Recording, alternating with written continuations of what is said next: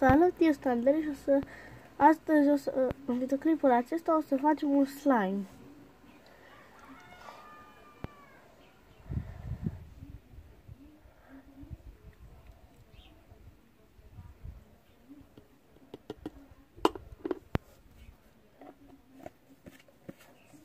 Așa.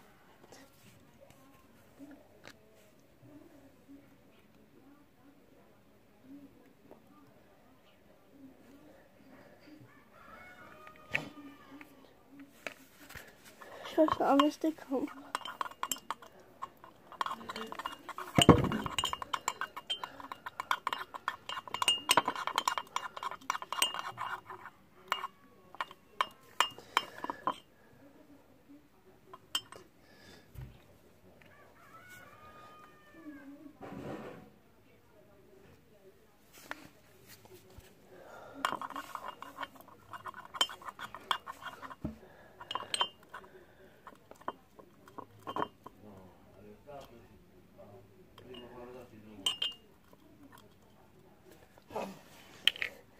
Să vedem cum a ieșit slime-ul.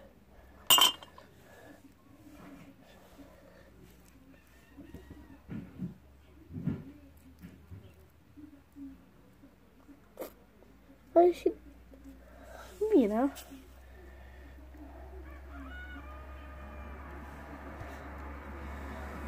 Centile.